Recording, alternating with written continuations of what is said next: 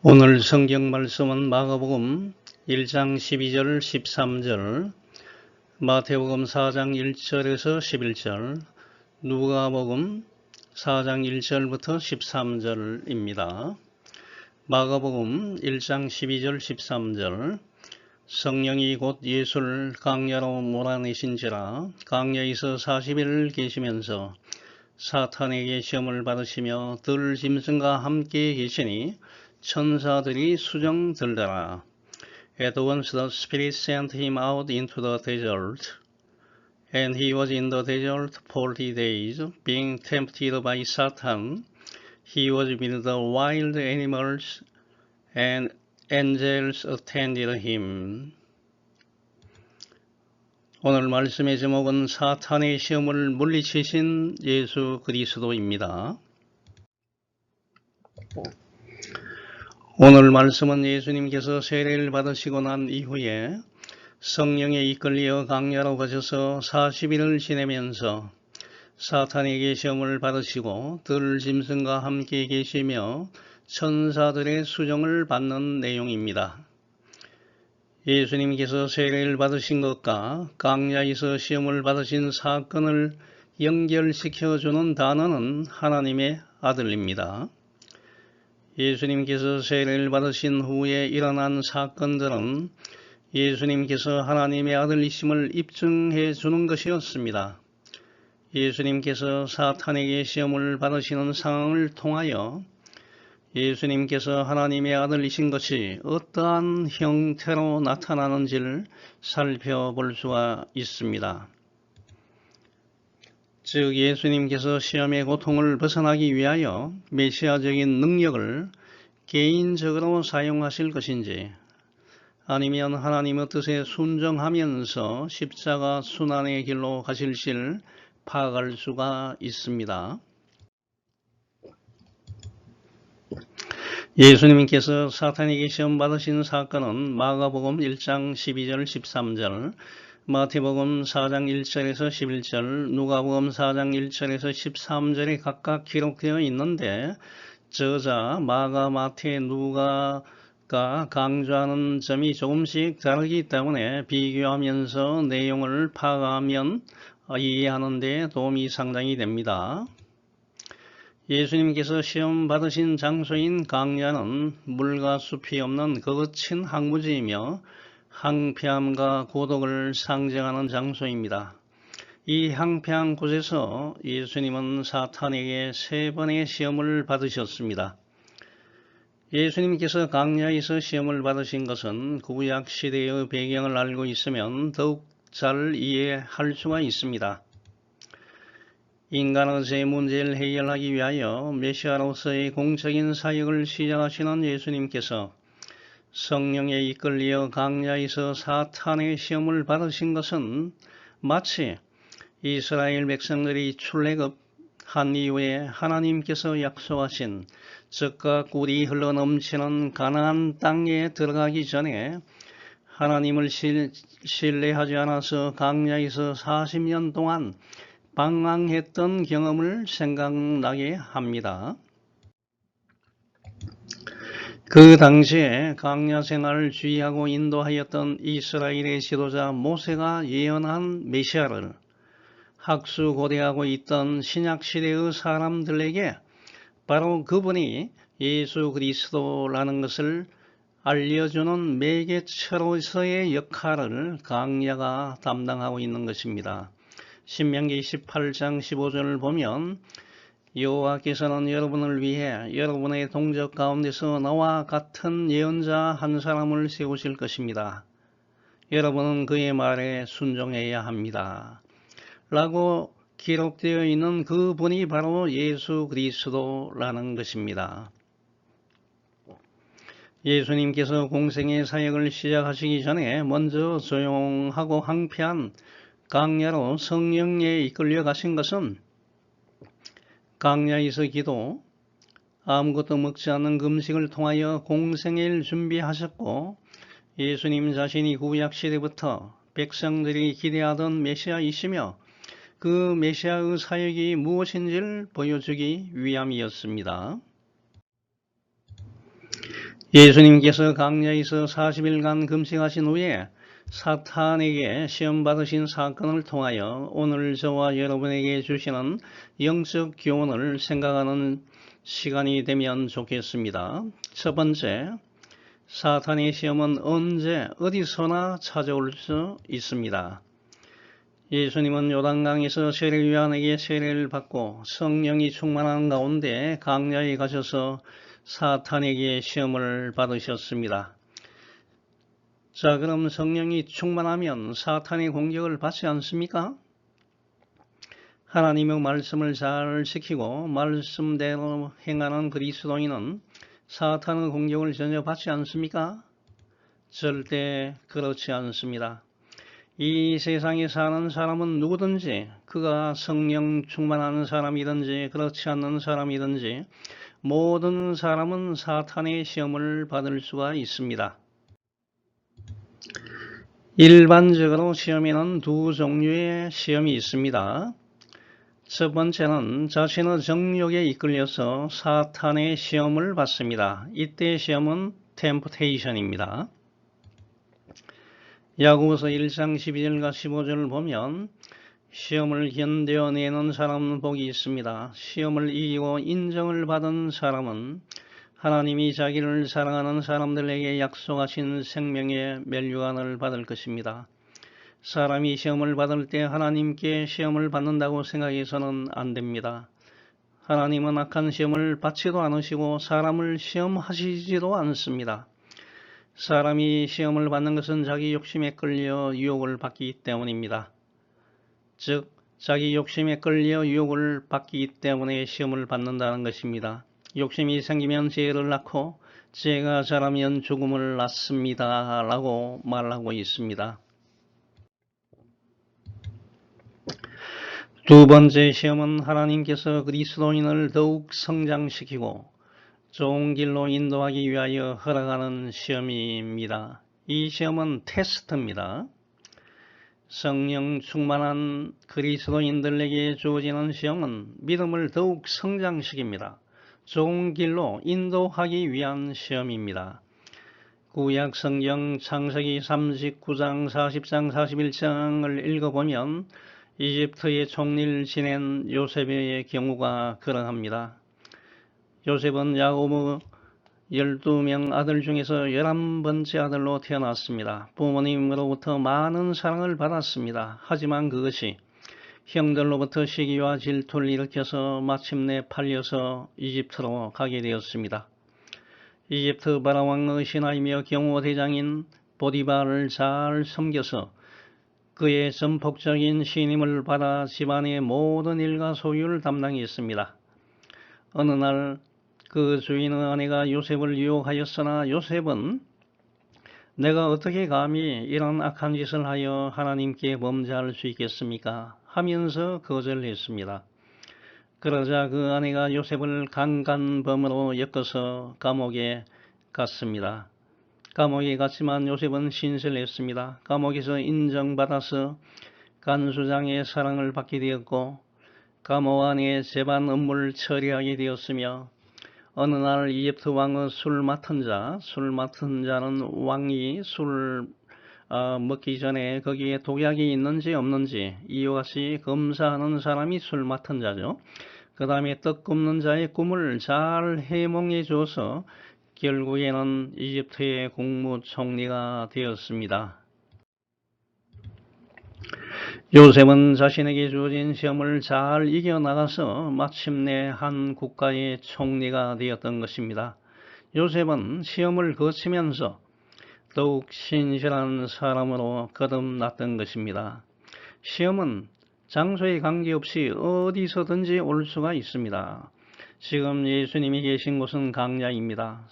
사람을 찾을 수 없는 고요한 곳입니다.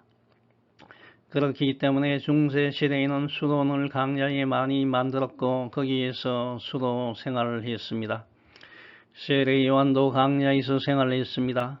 고요하고 사람의 발길이 닿지 않는 강야에도 사탄이 시험하기 위해서 찾아왔습니다. 인류 조상인 아담과 하와가 살았던 에덴 동산에도 사탄이 찾아왔습니다. 이 세상은 사탄의 공격으로부터 안전한 곳이 없습니다. 사탄의 시험은 어디든지 누구에게든지 찾아갈 수 있음을 알고 있어야 합니다. 아니, 저 사람은 대통령이니까 사탄이 절대 접근하지 못할 거야. 아니, 저 사람은 박사이니 사탄이 공격하지 못할 거야. 저기는 교회이니 사탄이 들어가지 못하는 안전한 곳이야 라고 생각해서는 절대 안 됩니다. 저와 여러분은 어디에 있든지 무엇을 하든지 끼어서 사탄의 시험에 들지 않도록 항상 경계해야 합니다. 그렇지 않으면 한순간에 패가 망신할 수 있습니다. 그럼 하나님께서는 성령 충만하신 예수님을 왜 사탄의 시험을 받게 하셨습니까? 그것은 예수님이 죄의 근본인 사탄과 대결하여 승리함으로써 인간의 죄 문제를 해결할 능력을 갖고 계신 분이심을 보여주기 위함이었습니다. 여기서 한 가지 교훈을 얻을 수 있는 것은 하나님께서 성령 충만하신 예수님에게 사탄의 시험을 허락하셨듯이 성령 충만한 그리스도인들로 하여금 사탄의 시험을 받게 하실 수도 있다는 것입니다. 이 시험은 패망으로 이끄는 것이 아닙니다. 신앙을 더욱 성장시키고 더욱 풍성한 축복을 내리기 위한 것임을 기억하고 이러한 시험을 이겨나가는 여러분이 되시기 바랍니다. 한 사람이 올바른 신앙을 가지려고 하면 사탄은 총력을 다하여 해방을 놓고 신앙을 가지지 못하게 마지막 순간까지 발악을 합니다. 만일 어떤 사람이 교회에 나간다고 하면 멀쩡하던 사람이 교회 가는 날 아침에 배가 아파서 가지 못하게 합니다. 평소에 아무런 문제 없이 다니던 길에서 넘어져서 다쳐서 병원으로 가게 합니다. 이렇게 사탄은 온갖 방법을 다 동원하여 하나님의 나라가 확장되는 것을 막으려고 애쓰고 있습니다. 여러분은 시험 받을 때 불평하고 원망하지 말고 지금 내가 한 단계 더욱 성장하는 단계에 와 있구나 이렇게 생각하면서 사탄의 시험을 물리치시기 바랍니다. 예수님께서 성령에 이끌려 사탄에게 시험받기 위하여 강야로 가셨다는 것은 성령이 저와 여러분을 꼭 좋은 길로만 인도하시는 것이 아니며 가끔은 고난의 길, 시험의 길로도 인도하신다는 것입니다. 하지만 이런 모든 시험은 하나님의 뜻을 이루며 그리스도인들의 영적 유익을 위해 이루어진다는 사실을 반드시 기억해야 합니다. 두 번째, 그리스도인은 육체적인 욕구 충족의 유혹을 이겨나가야 합니다. 마가복음 1장 13절 보면 예수님께서는 광야에서 40일 계시면서 사탄에게 시험을 받으시며 들 짐승과 함께 계시니 천사들이 수종 들었다고 말하고 있습니다. 여기에 나오는 숫자 40일, 40은 유대인들이 땅의 숫자로 여기는 4와 하늘의 숫자 10을 곱하면 40이죠. 40이며 이 숫자는 어떠한 일을 준비하는 기간, 고난의 기간을 나타내는 데 사용하는 숫자입니다. 그래서 이 40일은 구약 성경적 배경을 지닌 이 단어가 되겠습니다. 40이라는 숫자 자체는 출애굽한 이스라엘 백성들이 광야에서 방황한 40년 횟수와도 관련이 있습니다. 신명기 8장 2절 보면 내 하나님 여호와께서 이 40년 동안에 너의 광야의 길을 걷게 하신 것을 기억하라. 이는 너를 낮추시며 너를 시험하사 내 마음이 어떠한지 그 명령을 지키는지 지키지 않는지 알려 하심이라 라고 말하고 있습니다. 또 이 40이라는 숫자는 노아 홍수 때 40일 동안 밤낮으로 땅에 비가 쏟아졌습니다. 창세기 7장 4절 보면 지금부터 7일이면 내가 40일 동안 밤낮 땅에 비를 내려 내가 지은 모든 생물을 지면에서 쓸어버릴 것이다 라고 말하고 있습니다. 또 창세기 7장 12절 보면 40일 밤낮 비가 땅에 쏟아졌다 라고 말하고 있습니다. 또 신명기 9장 9절에서 11절 보면 이스라엘 백성들의 광야 생활 기간 중에 모세가 언약의 돌판들을 받기 위해 산에 올라가서 40일 동안 밤낮 산에 머물며 떡도 먹지 아니하고 물도 마시지 아니하였더니 40일째 되는 날에 여호와께서 모세에게 언약의 두 돌판을 주셨다고 기록하고 있습니다. 또 이 40이라는 숫자는 열왕기상 19장 4절에서 8절 보면 죽길 원하며 로뎀나무 아래에 누워서 잠자던 엘리야 선지자가 천사가 제공한 숯불에 구운 떡과 물 한 병을 먹고 40일 동안 밤낮 걸어서 호렙산에 도착한 내용이 나옵니다.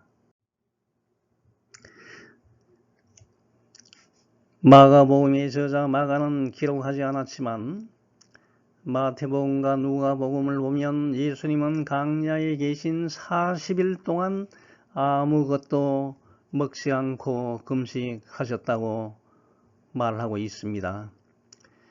마가복음 1장 12절 13절 보면 성령이 곧 예수님을 광야로 몰아내셨고 예수님께서는 광야에서 40일 계시면서 사탄에게 시험을 받으셨는데 라고 말하고 있는데 이와 병행 구절인 마태복음 4장 2절 보면 그때 예수께서 성령에게 이끌려 마귀에게 시험을 받으러 광야로 가사 40일을 밤낮으로 금식하신 후에 줄이신지라 배고픔을 느꼈다고 기록하고 있습니다.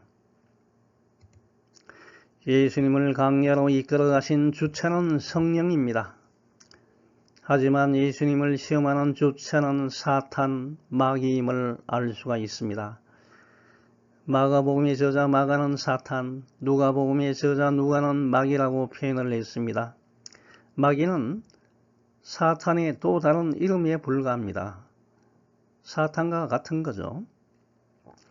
사탄은 헬라어로 사타나, 문자적으로는 적대자, 에드벌서리 라는 의미입니다. 사탄은 신구약 성경을 보면 끊임없이 하나님과 그 백성들을 대적하고 참수하는 영적인 존재로 묘사가 되고 있습니다.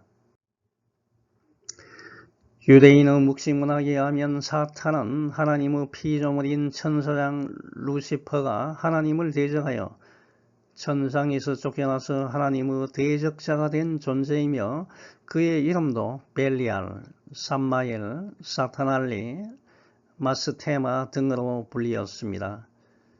한편 마귀는 헬라어로 디아블로스인데 비방하는 자, 중상하는 자, 온 천하를 깨는 자라는 의미가 되겠습니다.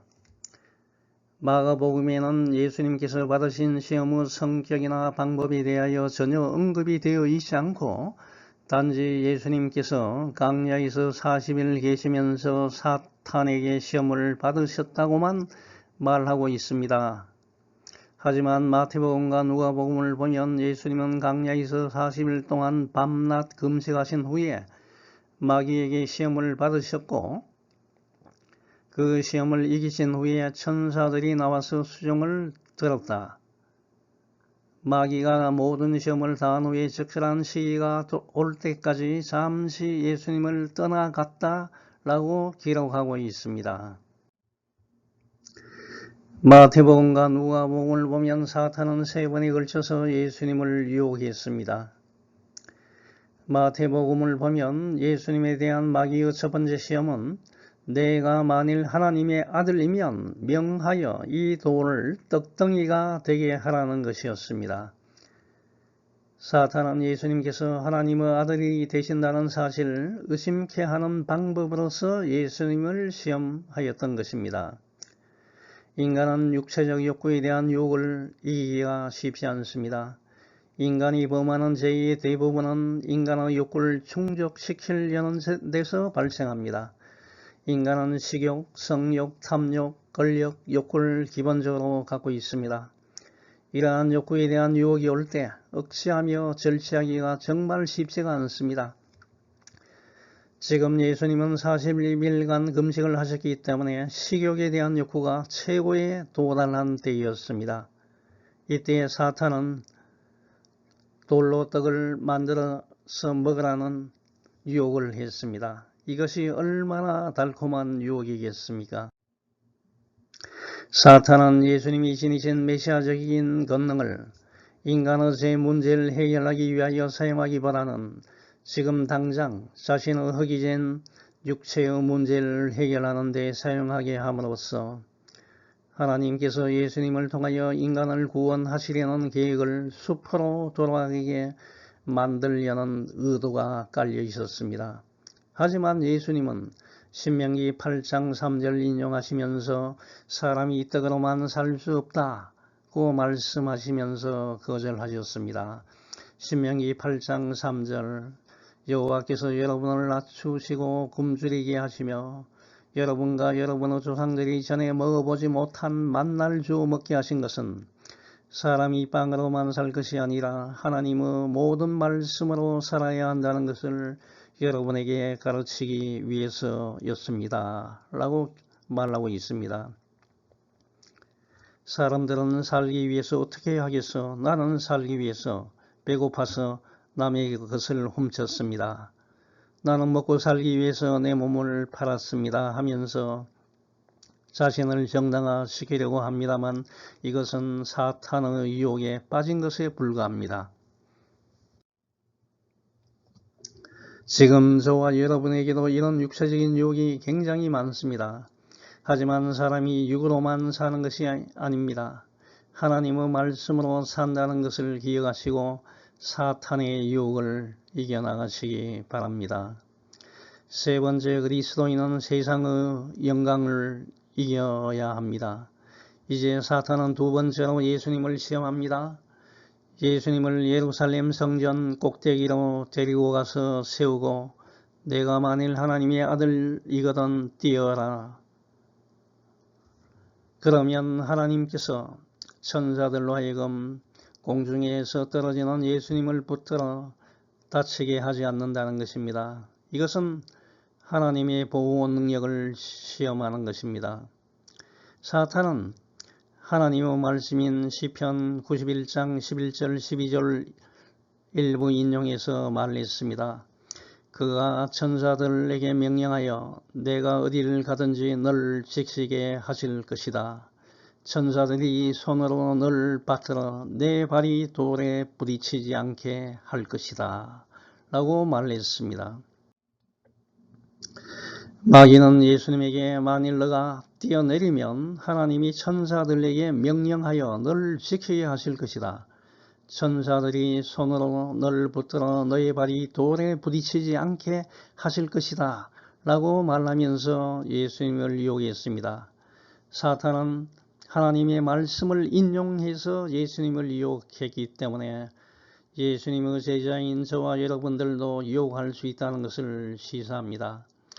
여기에는 두 가지 사탄의 음흉한 작전이 숨어 있습니다. 첫 번째, 예수님에게 하나님의 약속이 얼마나 신실한지를 시험해 보라고 말하면서 결국에는 하나님을 시험함으로써 하나님에 대한 예수님의 신뢰를 무너지게 하려는 것이었습니다. 두 번째는 예수님으로 하여금 하늘 영광보다는 세상의 영광을 구하게 함으로써 예수님의 십자가 죽음을 통한 하나님의 인간 구원에 대한 계획을 좌절시키려는 것이었습니다. 만일 예수님이 사탄의 말을 듣고 성전 꼭대기에서 안전하게 뛰어내렸다면 어떠한 일이 발생했겠습니까? 그러면 예수님은 십자가의 고난을 지지 않고 신적 권능을 지닌 메시아로 추앙을 받고 이스라엘의 왕이 되었을 것입니다. 이것이 바로 사탄이 원하는 일이었고 이로 말미암아 예수님의 십자가 죽음을 통하여 인간을 구원하겠다는 하나님의 계획은 실패하였을 것입니다. 지금도 사탄은 세상의 건세와 영광을 여러분에게 제시하며 하나님을 배반하고 죄를 짓도록 유혹하고 있습니다. 여러분이 이 세상을 쫓아가면 사탄의 유혹에 넘어갈 수밖에 없습니다. 하지만 예수님은 신명기 6장 16절 말씀을 인용하시면서 단호하게 주 너희 하나님을 시험하지 말라라고 말하면서 사탄의 유혹을 물리치셨습니다. 마지막 네 번째, 그리스도인은 세상에 대한 유혹을 이겨야 합니다. 사탄의 세 번째 시험은 자신에게 엎드려 경배하면 천하만국과 그 영광을 넘겨주겠다는 것입니다. 이 시험은 인간의 죄를 사고 십자가의 고통을 당하기 위하여 이 땅에 오신 예수님의 정체성을 파괴하는 시험입니다. 또 하나님 이외에는 다른 신을 섬기지 말라는 10계명의 제1계명을 어기게 만드는 사탄의 사악한 제안이었습니다. 사탄은 집요하게 예수님에게 십자가 죽음을 감당하지 말고 이 세상의 모든 권세와 영광을 가지라고 유혹합니다. 장차 당하게 될 십자가의 고난이 너무 크기 때문에 인간 예수님에게는 큰 유혹이 될 수 있었습니다만 예수님은 자신이 이 땅에 오신 목적이 섬김을 받는 것이 아니라 섬기기 위함이고 자신의 생명을 대속물로 주기 위해 오셨다는 것을 잘 알고 계셨기 때문에 이러한 사탄의 유혹을 이겨낼 수 있었습니다.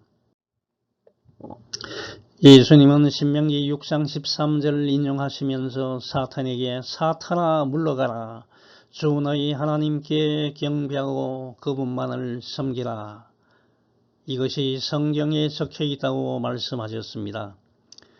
하나님만이 경배의 대상이지 어떠한 인간도 천사도 사탄도 경배의 대상이 될 수 없음을 명심하시기 바랍니다. 누가복음과 마태복음을 비교해 보면 두 번째, 세 번째 사탄의 시험 순서가 서로 뒤바뀌어 있음을 알 수가 있습니다. 이것은 두 복음서의 저자인 누가와 마태의 중요한 관점이 서로 다르기 때문입니다. 누가는 예수님께서 시험받는 순서를 연대순으로 기록하여 마귀에게 전하면 모든 나라의 권세와 영광을 너희에게 주겠다는 사탄의 시험이 두 번째 시험인데 반해서 마태는 주제의 순서대로 작성하였는데 그 중에서 가장 극적인 유혹이 사탄에게 전하면 모든 권세와 영광을 준다는 것이라고 판단하고 제일 마지막에 배치한 것입니다. 마가복음 1장 13절의 마지막 부분을 보면 예수님께서는 사탄에게 시험을 받으시며 들짐승과 함께 지내 시자 천사들이 수정 들었다고 말하고 있습니다. 또 누가복음 4장 13절을 보면 마귀는 이 모든 시험을 다한 후에 적절한 시기가 올 때까지 잠시 예수님을 떠나갔다고 기록하고 있습니다. 예수님을 유혹했던 사탄이 모든 것을 실패한 다음에 아주 물러간 것이 아닙니다. 적절한 때가 올 때까지 잠시 떠나갔다는 것입니다. 성경을 보면 예수님의 공생의 사역기간 동안에 사탄은 계속해서 끊임없이 예수님을 유혹하였습니다. 이제는 사탄이 직접 전면에 나서지 않고 사람을 이용해서 접근하기도 했습니다. 유대 종교 지도자를 통하여 예수님께 악의에 찬 질문을 하면서 시험했습니다. 오병이어의 사건 이후에는 군중을 동원해서 예수님을 왕으로 삼으려는 시험을 했습니다. 예수님의 수제자인 시몬 베드로를 통해서 예수님은 십자가에 죽으시면 안 됩니다 하면서 예수님을 시험했습니다. 또 예수님께서 십자가에 못 박혔을 때는 지나가는 군중을 통하여 내가 하나님의 아들이라면 내 자신을 구원하고 십자가에서 즉시 내려오라고 시험했습니다. 이와 같이 사탄은 그리스도인들에게 일생 동안 수단과 방법을 가리지 않고 넘어뜨리기 위하여 시험하고 유혹합니다. 저와 여러분이 강할 때는 교만으로, 약할 때는 의심과 낙심으로, 평안할 때는 세상 향락으로, 힘들 때는 하나님께 대한 원망으로 유혹합니다. 하지만 예수님께서 사탄의 유혹을 물리치셨듯이 사탄의 시험에서 승리하시는 여러분이 되시길 소망합니다. 예수님과 함께하면 시험은 당하지만 그 시험에 빠지지 않고 승리할 수 있습니다. 시험을 당할 때 예수님께 기도하고 그 시험을 이길 힘을 달라고 요청하시는 여러분이 되시기 바랍니다. 할렐루야. 아멘.